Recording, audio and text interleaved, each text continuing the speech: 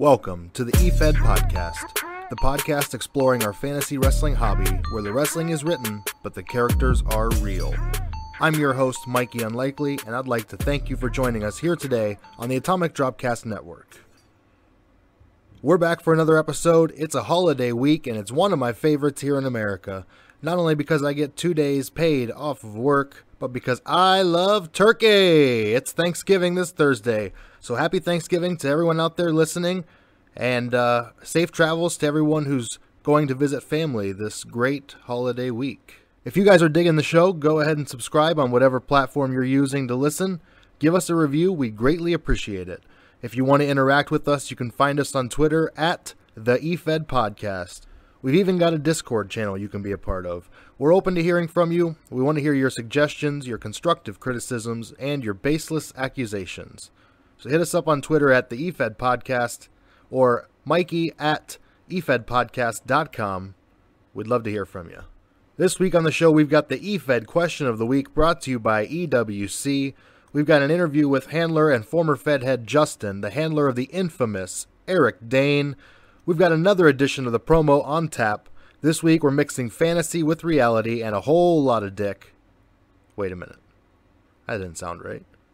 It's Dick Fury. He's going to cut a promo for the Efed podcast quite literally. I'm jacked up. I'm ready. Let's get to the show.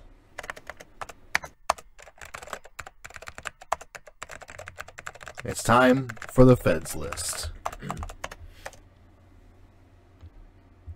Are you looking to get in on the ground floor of an exciting new e-wrestling promotion?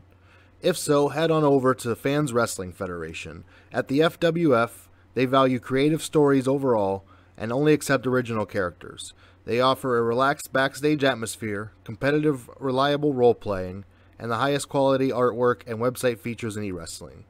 They hold a weekly show called Pandemonium, and later this month will be FWF's first pay-per-view, Make America Wrestling Again. You can check them out at thefwf.com. Join today for your shot. They got a World Championship tournament going on right now. Could you be the next contender for the world title?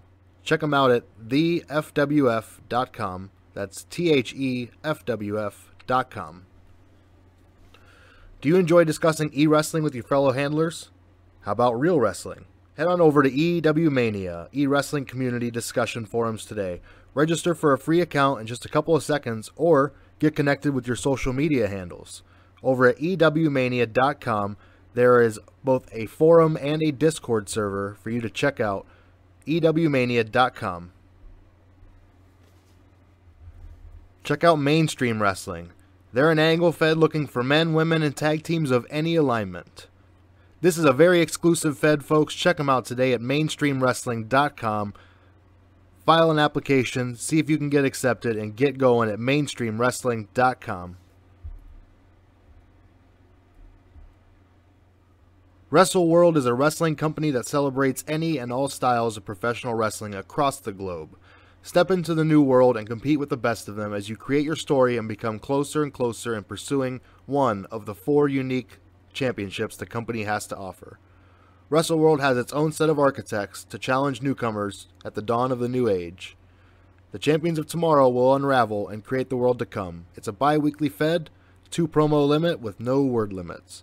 Check them out at wrestleworld.forumotion.com. That's wrestleworld.forumotion.com or at WrestleWorld19 on Twitter. Splatpoint Archives is a host site for classic eFed cards from 1994 through 2018. They're looking for eFed libraries that are no longer currently active. Splat Archives will remix, remaster, and restore your catalog back to its former glory. If any Feds would like to see their product on display, contact Splatpoint Media on Twitter at Splatpoint. Check out 5bwrestling.com. They're a bi-monthly, about-to-go monthly angle Fed, looking for faces, tag teams, male and female wrestlers. Out of character-wise, they're looking for very chill people too. That's 5borough Wrestling, 5bwrestling.com or at Burrows5 on Twitter. Championship Wrestling Federation is looking for new handlers. They're an RP Fed. They're looking for all kinds of wrestlers, mainly reliable ones. People who are interested and willing to put in the work to help make CWF the best wrestling around. Check them out at cwf.ewmania.com. That's cwf.ewmania.com. Action Wrestling is a role-play fed that's been around for a year and a half. They've never had a late show. They're a very encouraging and inclusive community. And they're booked by someone who runs professional wrestling in real life as well. A good range of divisions ranging from 700 words to 4,000. They're looking for new talent to join the fray, whether it be faces or heels, singles wrestlers, tag teams, or micro writers. actionwrestling.freeforums.net is the place for you. That's actionwrestling.freeforums.net. Check out Rose City Wrestling. They're an angle fed, and it's an all-female federation. They're looking for tag teams, faces, or heels, so if you've got a female character, check them out on Twitter, at Rose City Fed. That's at Rose City Fed on Twitter.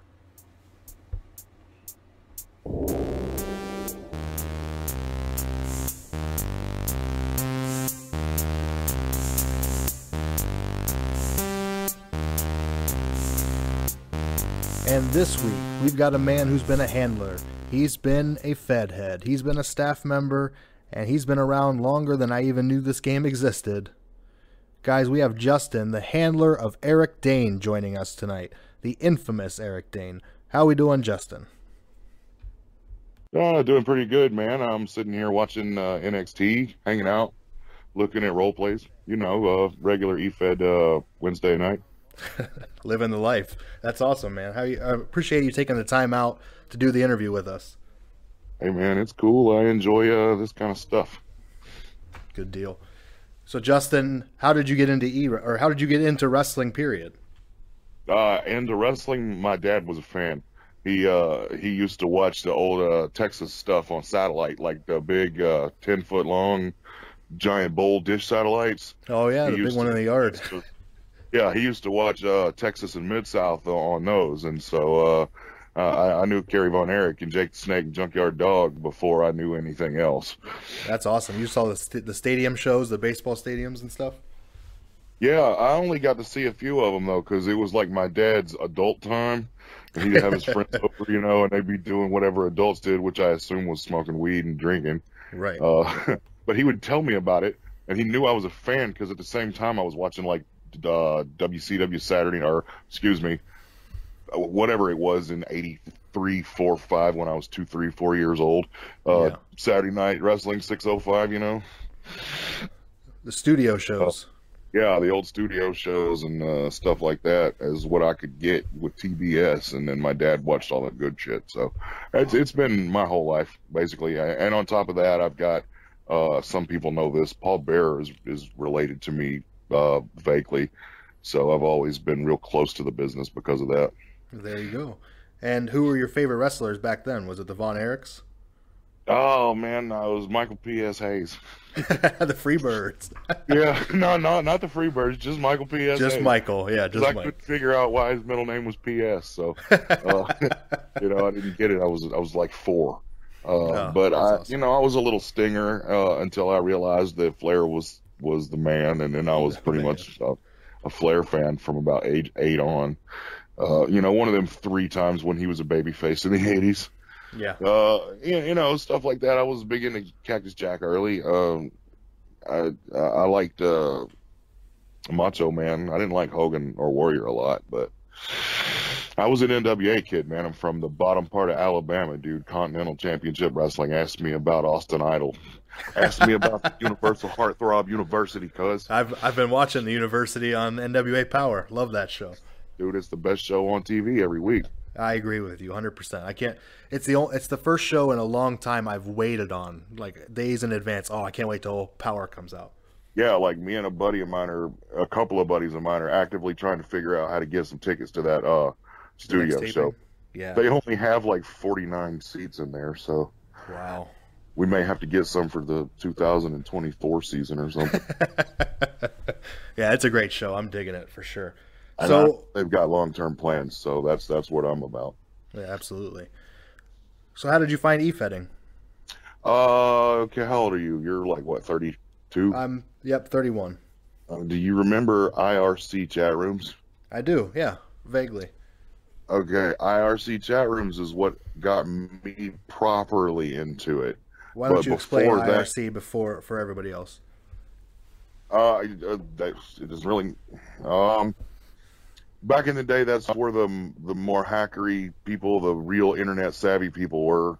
You know, that's where all the weird porn and all the drug deals and all the kind of undernet type stuff that goes on now on, that's where all that kind of started. That's where the hack sores or whatever you called it started. But it was just chat rooms. But Yeah, internet experts, people who found you have to find it. You don't just stumble upon it. but that's not even really the beginning. I got into it 2 years before that. My neighbor had the internet before I did, and he had Prodigy, and on Prodigy's old servers they had forums that had Efeds, and that's the first place I found them. And Pete of Eli Flair and Impulse MJ Flair fame, Pete, Pete was yeah. yeah, he was also in that same area, but somehow we didn't cross paths then. From there, I found email feds on the old news groups, the RSPWF and all that, and I was in a few of those old school email feds in like '95. And then when I got internet proper at my house, it was the IRC chat rooms where it was WWF chat room, man. I was just in there and some dude was spamming his show. And I remembered I used to do it back in the day, but when I got to the internet at my house, the Prodigy wasn't a thing anymore, so I couldn't find it. Yeah. But I found it in the chat room like a week later, and it's been ever since. So I started in '94, kind of bullshitted through email in '95, and was hardcore heavy into it by the beginning of '96. That's awesome. Yeah, I never got into the email stuff. That was all before my time. I was, like you said, internet proper by the time I got into it. Well, I mean, the old RSPWF stuff, if you had it set up right, you could either get it as emails like constantly all day long, because there was hundreds and hundreds of people sending out, and what they used to do was make an FAQ, like you see for feds now. That came from the email stuff, and you'd see those FAQs, and they would have ASCII art and all kind of stuff. Instead of the graphics and logos and shit they got now, they'd have text art for the feds, and you get that shit all day long. I mean, or you get in digests, or it was something to do when you're 15 years old, like wrestling. Absolutely. You got to think ECW was barely a thing at this point.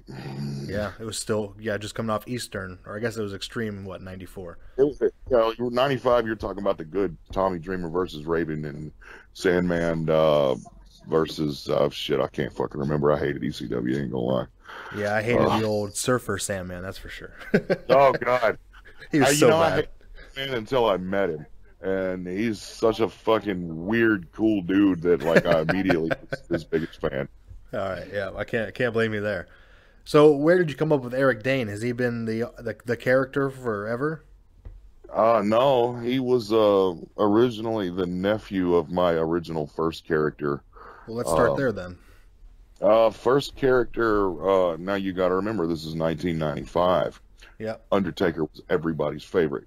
And then you had ECW stuff like Raven. So the dark characters was everybody's favorite shit. And you still had Kevin Sullivan going nuts over in wherever, WCW. So the dark characters were huge. So my first character was called Dark Star with one of those funny S's that you do with the little alt code. Yeah. And it was a stupid Undertaker clone. And like I remember one time I had a whole feud with a dude about who's the darkest. Who's the darker soul? Yeah. Yeah, role plays from mental asylums and shit like that. But then I got bored of that real fast because it sucked and everybody was doing it.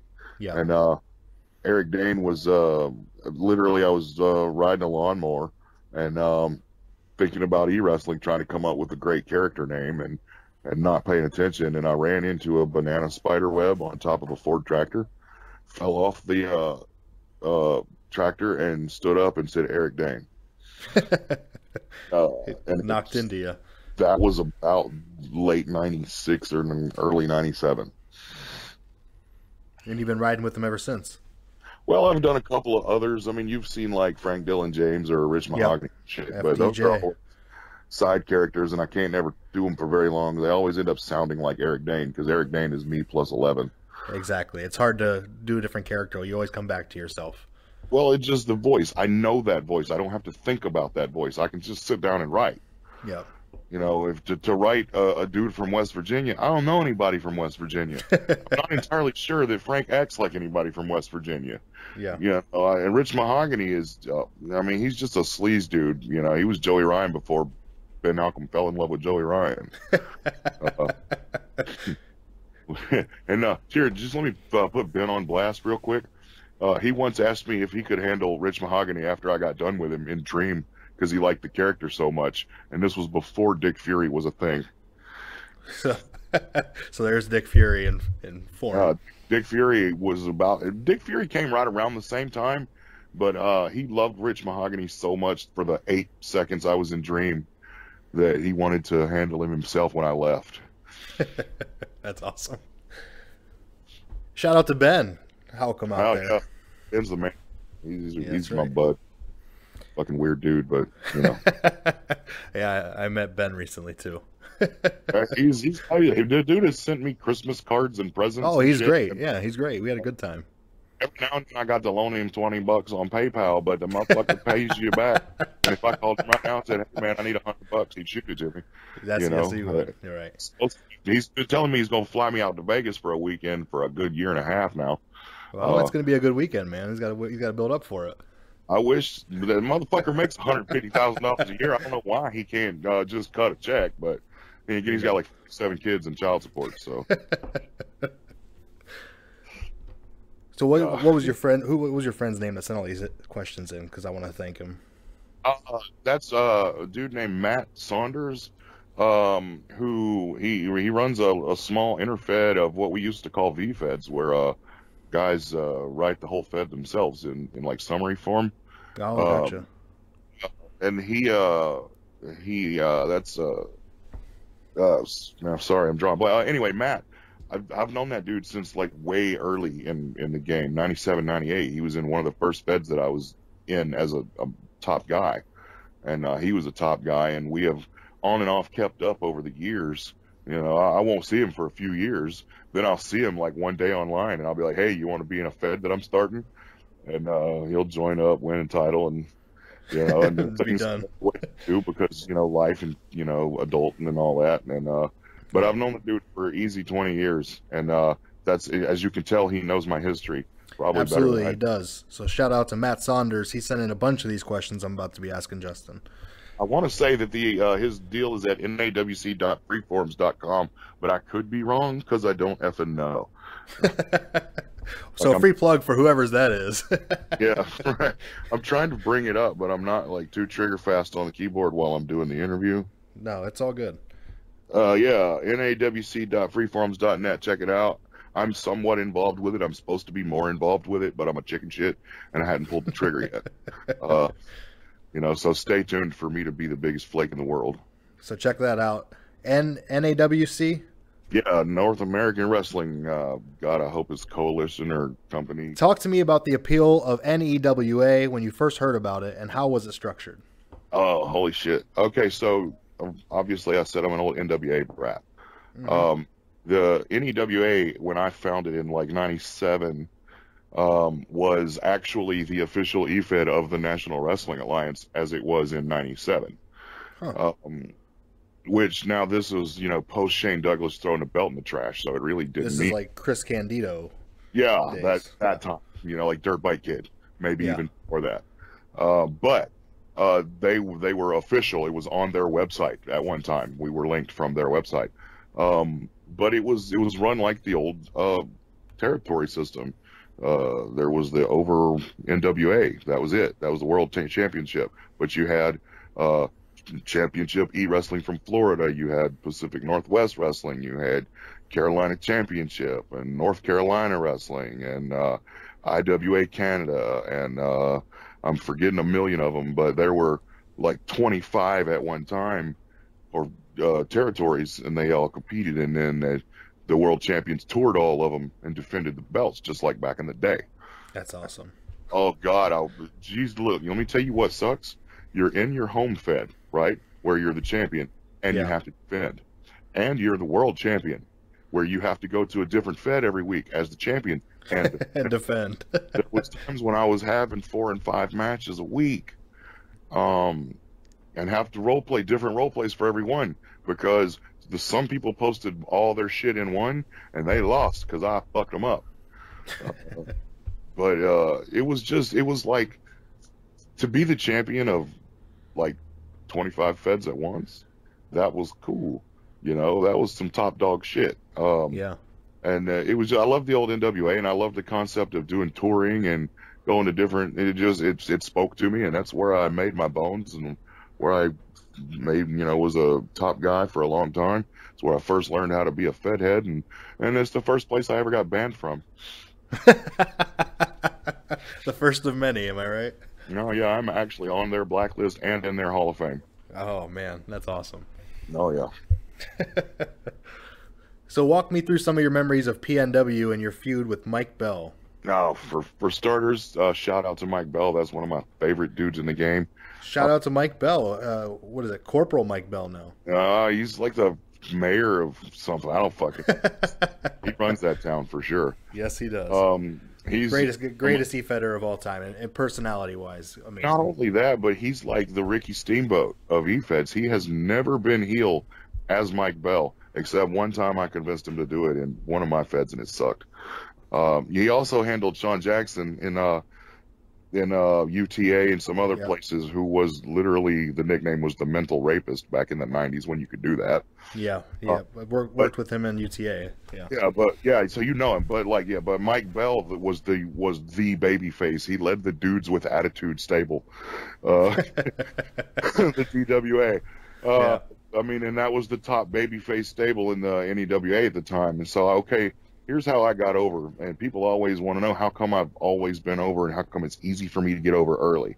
I walked in the door. I'd never done this before, right? I'd been e-wrestling for a few years, but NWA was big and it was new. So my first week, I cut a bunch of role plays calling out Mike Bell, the world champion. And he ignored me for a while, and I kept on. And finally a match got booked. And I challenged him in the role play. Now, I didn't ask permission to do none of this shit, because, that would have been stupid. But I baited him hard, and I was like, hey, look, man, you put your belt on the line, I'll put my career on the line, and you can either shut me up or I can be the champion. And so we're in my 3rd or 4th match, and I got my first world title shot just like it. And so I put the booker at the time, who literally, I don't know who he was. He went by Don Owens, the original booker for the NWA's Pacific Northwest Wrestling. Yeah. It was super Efed kayfabe back in the day. But he was pissed at me about that, because there was no way I was going to win the match. But he didn't really beat me either. But there was no way he was going to change the belt, and there was no way he was going to let me get thrown out and go somewhere else. Yeah. So, it ended up being, a schmoz, but it got me over and put me immediately on the scene, and I feuded with Mike Bell forever and ever and ever, because that was my first big super babyface enemy, and always was. And if he ever brings him back, I'll fuck him up again. I miss Mike. I think he's retired from e-wrestling these days. Last I heard, he was dicking around in a Facebook fed. Okay. Like a video fed, maybe. I'm not sure, but I don't even know if he does that anymore. Okay. He checks in on me every now and again. I know that, but I don't think he's over 50. So he told me when he turned 50 he was going to retire. That's what he said forever. Yeah. Years ago, so I think about 51 and a half he might have got done. Yeah. Awesome. Shout out to Mike Bell. Yes, absolute shout out. Remind me, I got to send him a link to this when it goes up. Absolutely. So, talk to me about the CEWF and its impact on the trajectory of your career. Man, I'll tell you what. This is what I know about CEWF. It was called Championship E-Wrestling from Florida. It was a legit rip of the old Florida territory. Yeah. All the way down to the guy that ran it. John McGraw was a super ECW mark. So he ran it like ECW, you know. So blood and guts, yeah. Yeah, blood and guts. He wrote the shows all by himself, all the way down to angles and segments and stuff. But he was very good booking mind, and he was good friends with James and Stevie that ended up eventually becoming the first two members of Team Danger. Or no, James was actually the third member. Joe was the first, Joe and Stevie, but I can't remember him. Nobody remembers that character, and it doesn't matter to the story. Team Danger started there before I was a part of it, and I always tried to get in there, but by the time I found it, it was, you know how when a really good Efed is on its last legs and nobody wants to admit it? Yeah. And so they have like 4 shows over 6 months. Yeah. that was kind of like when I finally got there, and it was one of those feds that were just legendary in our minds, but at the end of the day, it was a shell of itself. Yeah, and it was kind of a shit show to begin with because of the black background with orange text that he did with everything. Taz influence. That's where Team Danger started, and Team Danger ended up being a big part of Eric Dane a little bit after that, actually. And that was the next question, is the formation of Team Danger and the 10-year run that goes next. I wasn't there for the formation of it. Like I said, I was almost like Team Danger version 2. But not really, but kind of. To be perfectly honest, I sort of took over the leadership role after a bunch of Efed drama, and then we got together. Actually, when it really came to my version of it was when we moved from the NEWA to the WFWA, and the 3-man stable, Steve Greer, Ty Walker, and Eric Dane, really took off, and that's the Team Danger story.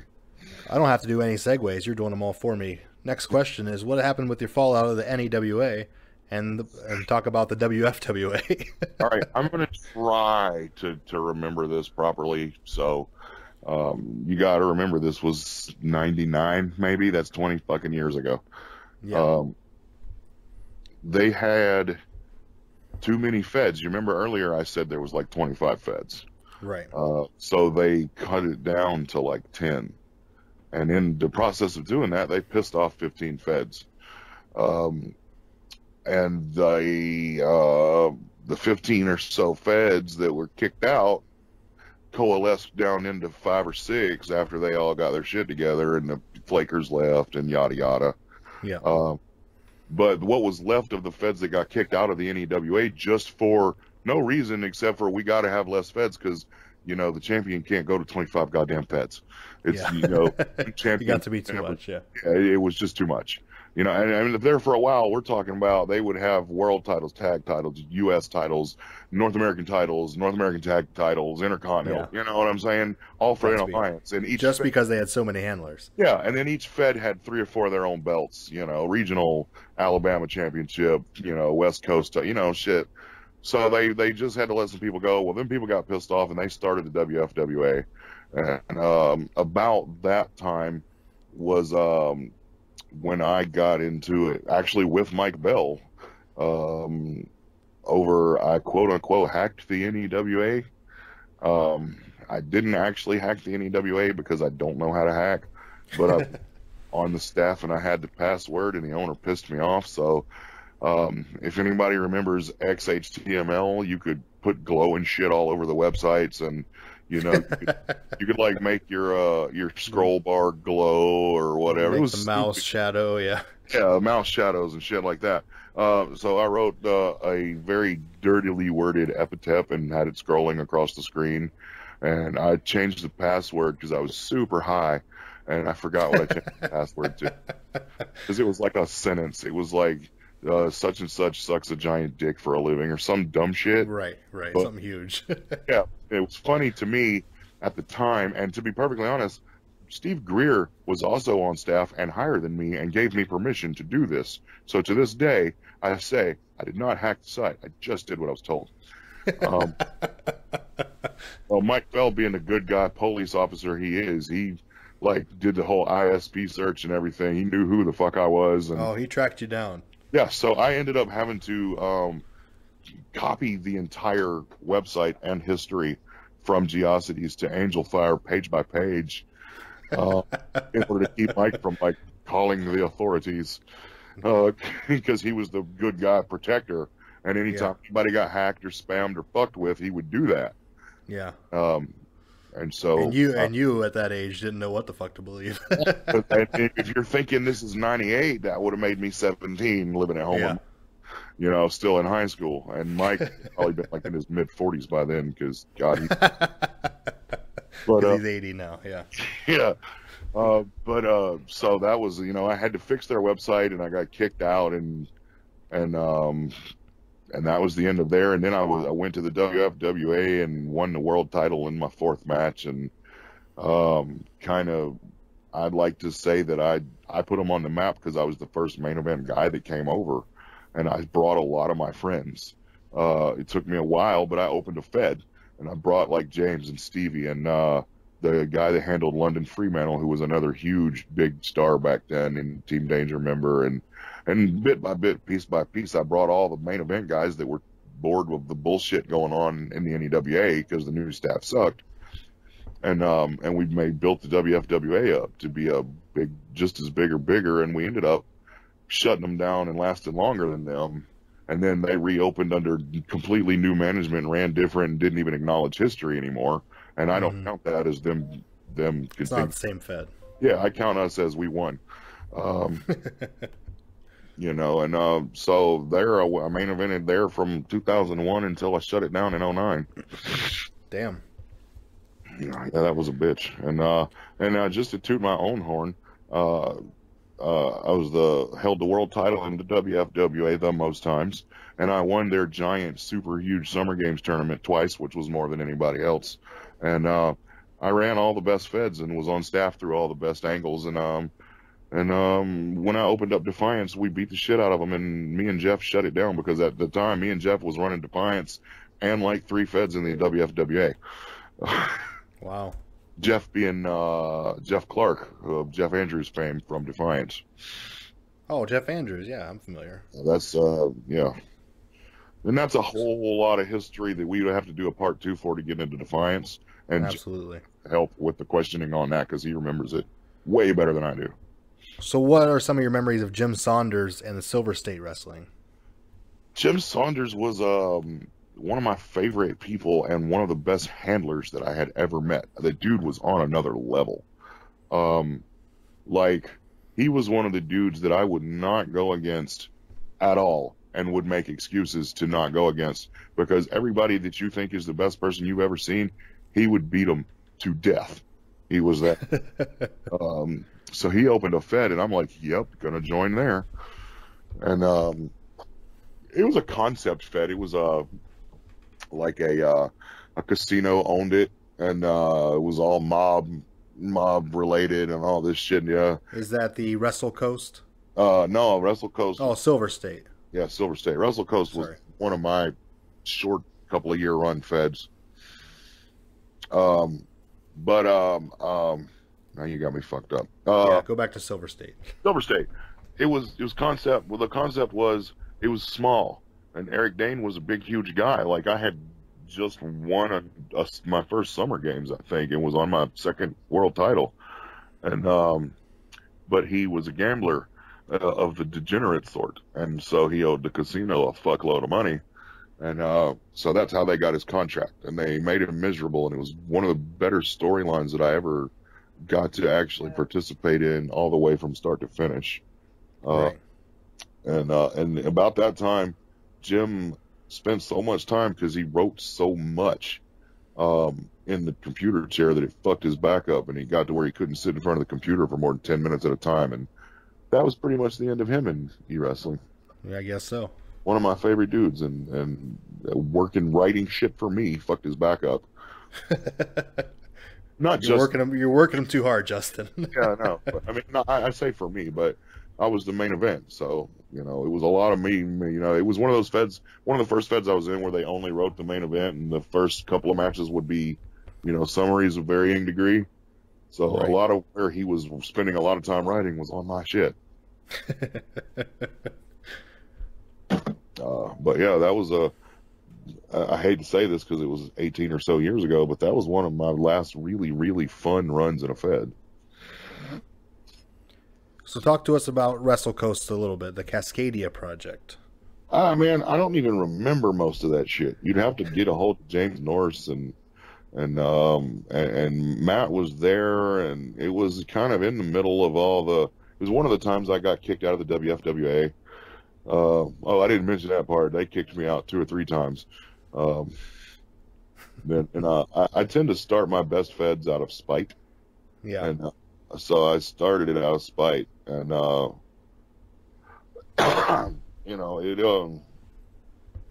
it was good, but it was not very memorable. The one thing I remember from it is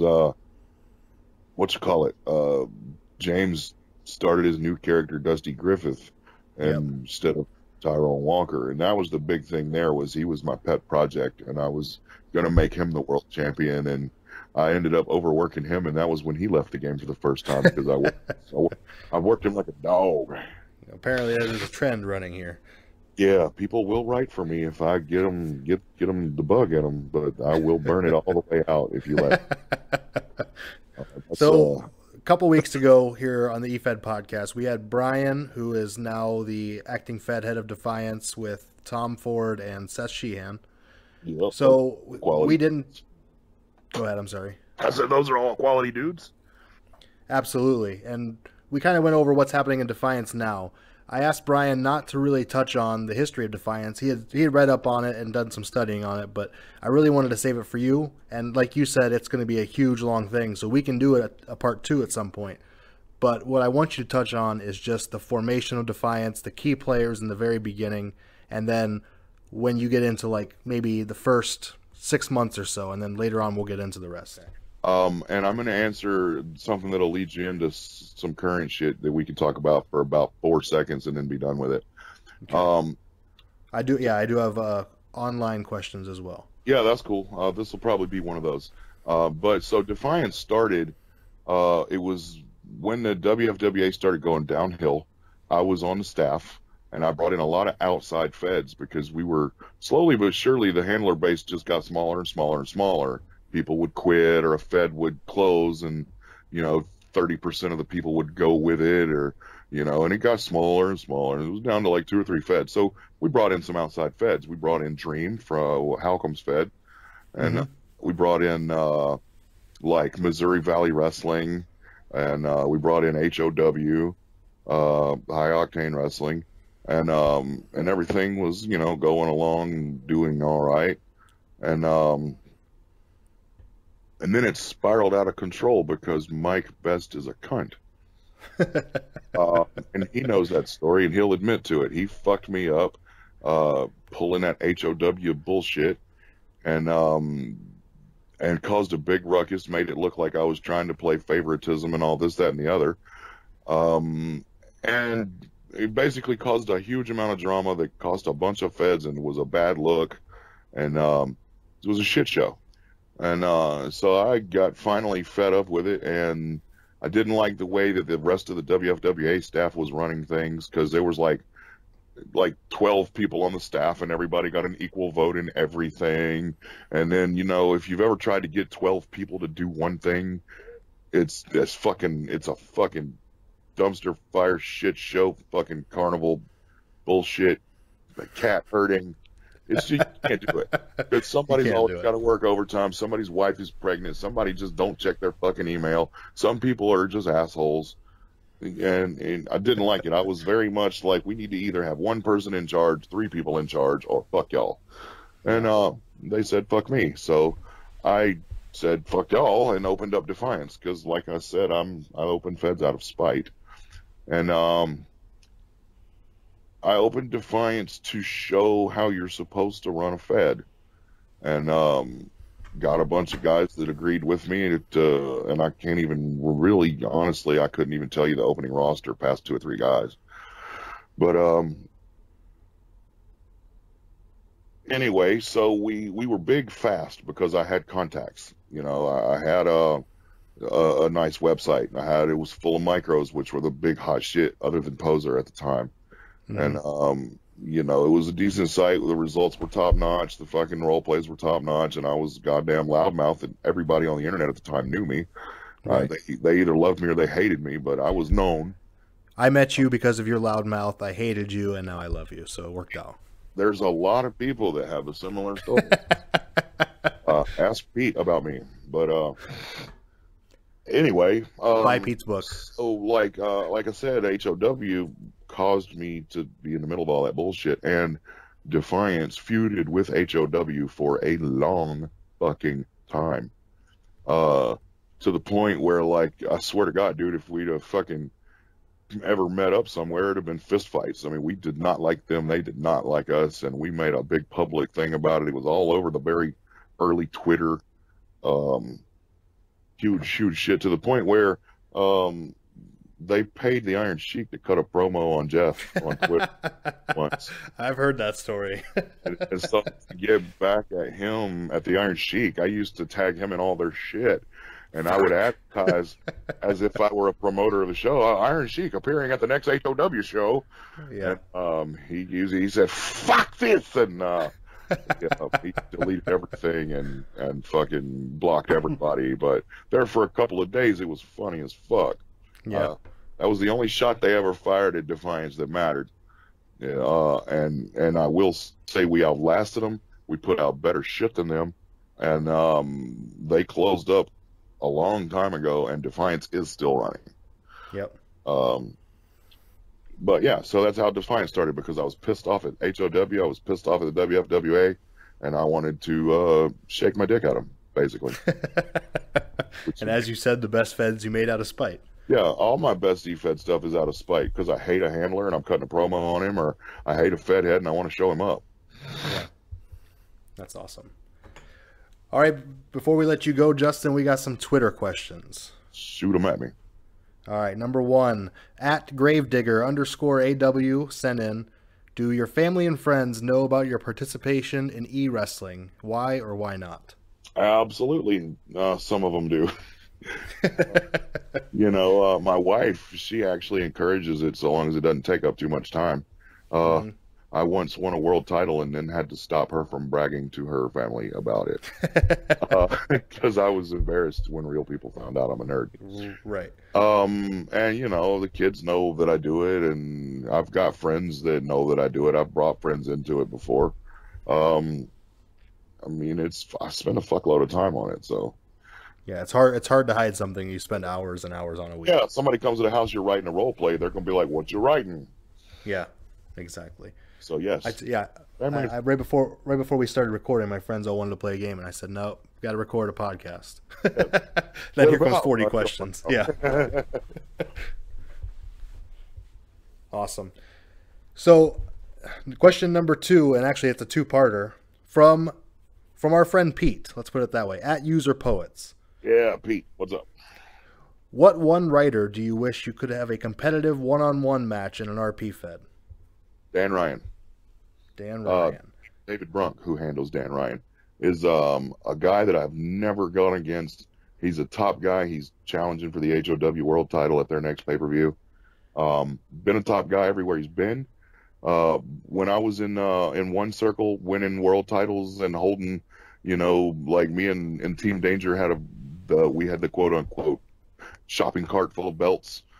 He was the world champion in like 5 feds at once. And I would love to know if I could kick his ass. Just one time, right? Yeah, just one time. And Lindsay Troy to a point, too, because she talks a lot of shit. Question number 2, which one writer do you wish you could work an entire program with, RP or Angle? Mike Best.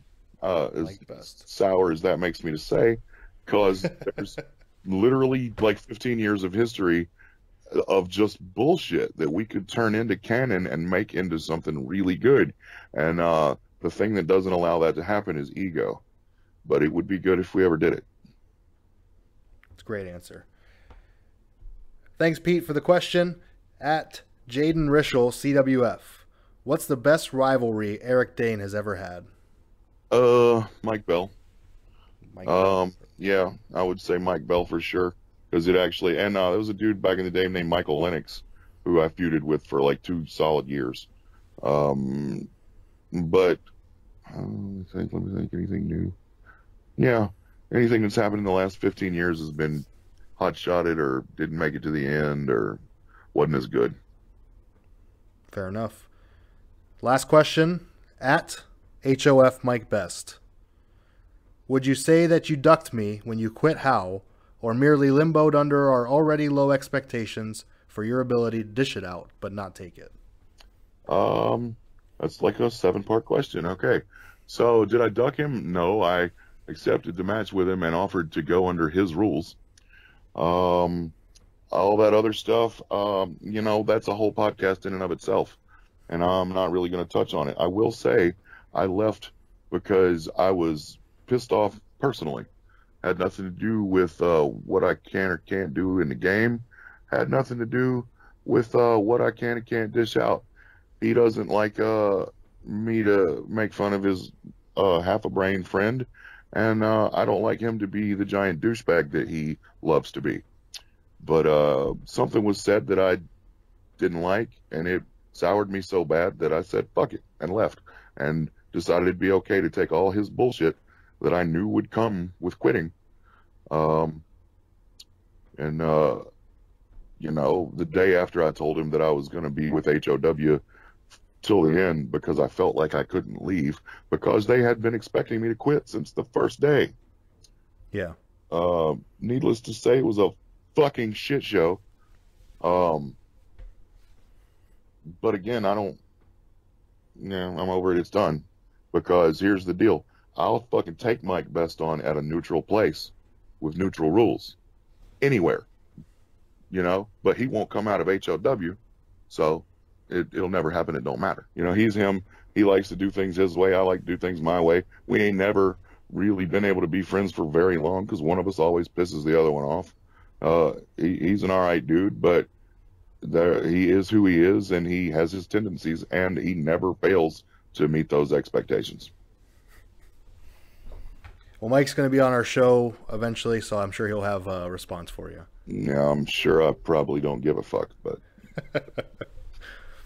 Well, Justin, I really appreciate you coming on, taking the time. Sorry to get you hit the sour mood at the end. I probably should have saved that at the beginning. I knew it. I'll be honest with you. We talked about it. Yeah, I thought about going a lot of different ways with the answer to that question. But you got the best you're going to get out of me. Anybody Very good. Anything else, I am not hard to find.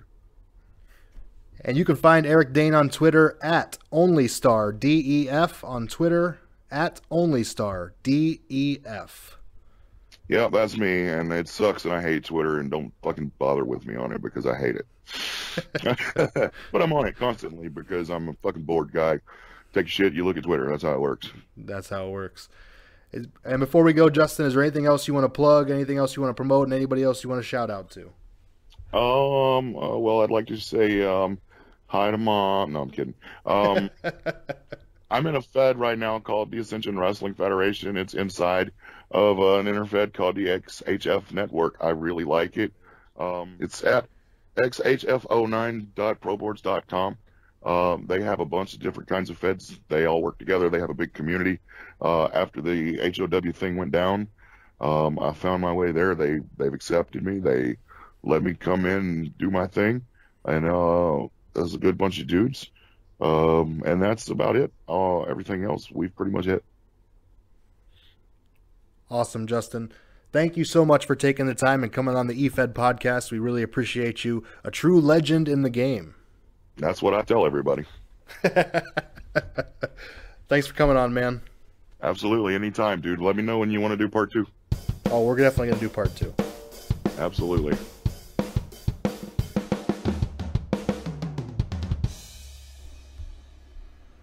What a great interview. Want to thank Justin for joining us for that one. Guys, up next is the Efed question of the week. The Efed question of the week is brought to you by EWC.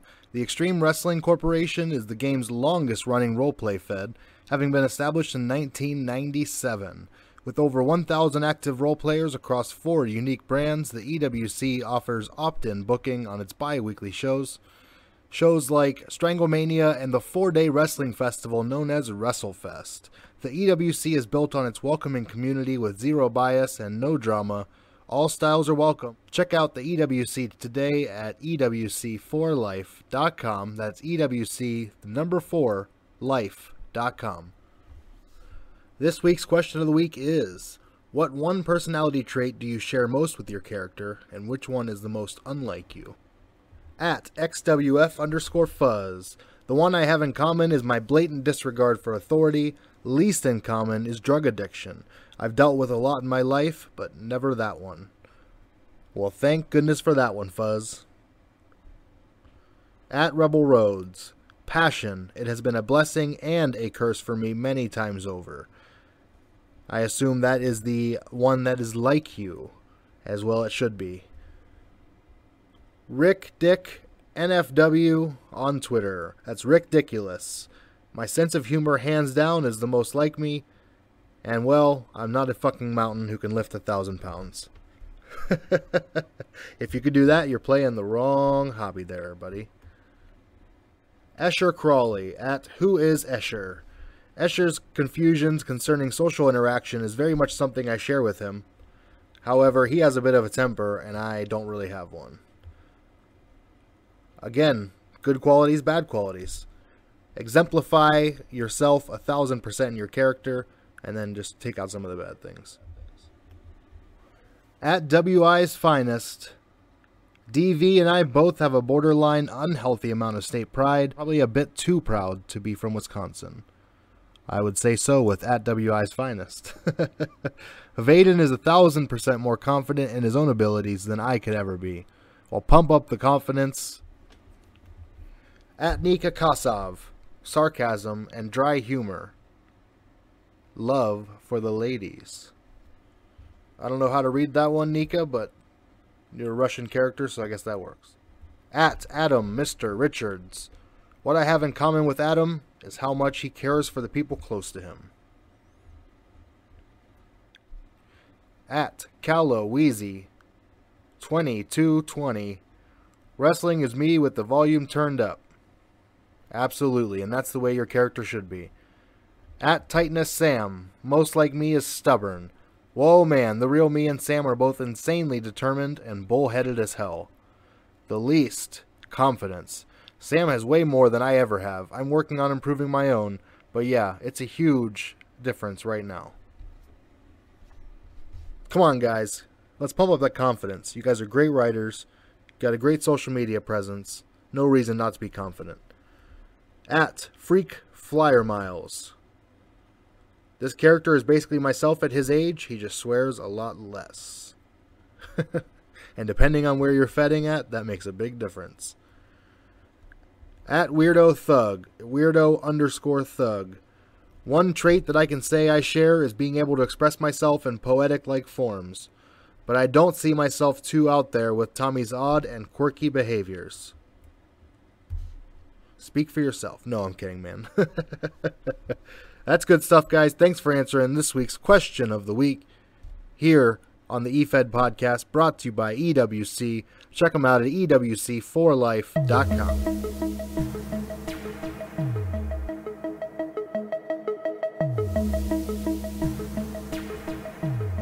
Check out DefianceWrestling.com, one of the game's top angle feds going today. If you want to play the game with Mikey Unlikely, the host of the Efed podcast, check it out now over at DefianceWrestling.com. They've got a full site and forums on FWrestling.com. Check them out today. It's a great angle fed and a great place to be.